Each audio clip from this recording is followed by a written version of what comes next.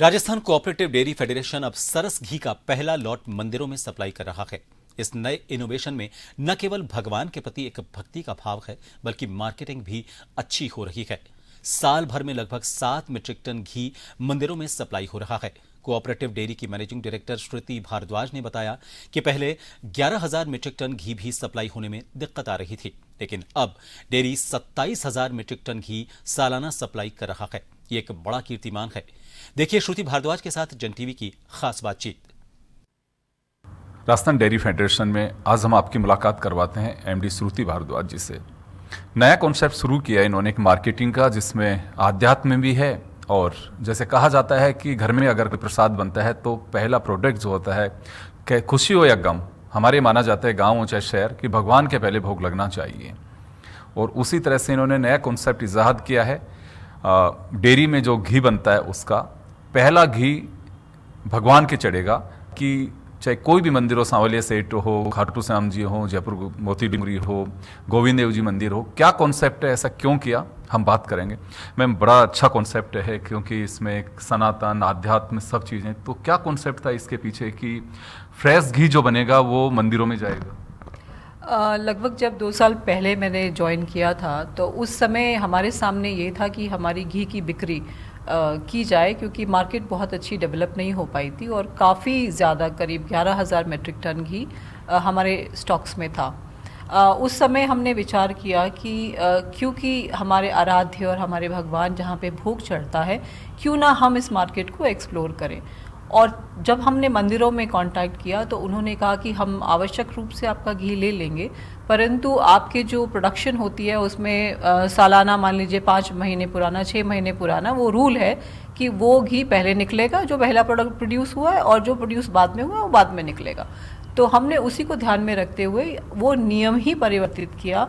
और जितने भी हमारे मंदिर हैं, मुख्यतः यहाँ गणेश मोती डूंगरी मंदिर है गणेश जी का, गोविंद देव जी मंदिर, खोले के हनुमान जी, और आउटसाइड सिटी में देख लें या आउटसाइड राजस्थान में देख लें या राजस्थान के विदिन भी देख लें, वहाँ पे हमने ये नियम निकाल दिया कि जो पहला ताज़ा घी का लॉट बनेगा उसी की ही सप्लाई मंदिरों में सुनिश्चित की जाएगी, ताकि वो भोग के कार्यक्रम में या हवन के और पूजन के और दीपक में उसका इस्तेमाल करें।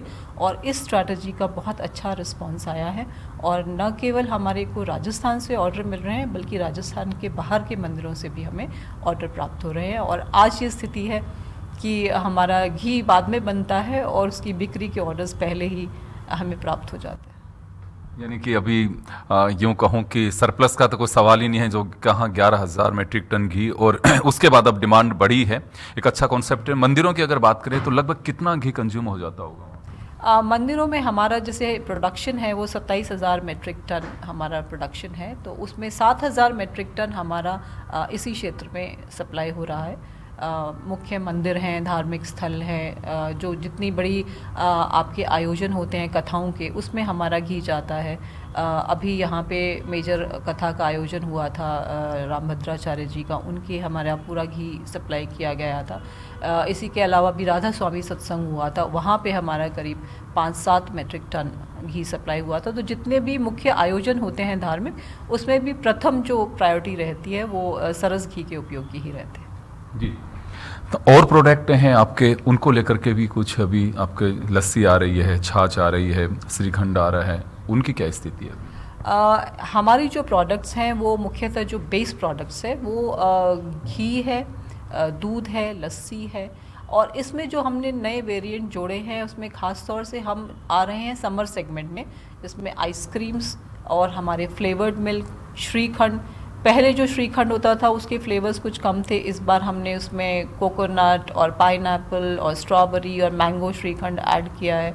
इसी तरीके से फ्लेवर्ड मिल्क में हमने विभिन्न रेंज निकाली है। नॉट ओनली दैट, हमने कोल्ड कॉफ़ी रेंज में, जो कि बहुत ही सस्ती है, बाज़ार में कॉफ़ी के जो रेट्स है लगभग डबल है, और हम केवल 40 रुपये में कोल्ड कॉफ़ी का कैन उपलब्ध करा रहे हैं। इसी के साथ ही बच्चों के लिए जो आइसक्रीम सेगमेंट है उसमें 5 रुपये की कैंडी भी उपलब्ध करा रहे हैं। तो एक वो सेगमेंट हम अब देख रहे हैं जहाँ पे ज़्यादा से ज़्यादा हम हमारे जो स्टूडेंट्स हैं, युवा हैं, और जो मतलब अफोर्डेबिलिटी को देखते हुए, रीज़नेबल प्राइस को रखते हुए हम अब उस मार्केट सेगमेंट को काम में ले रहे हैं।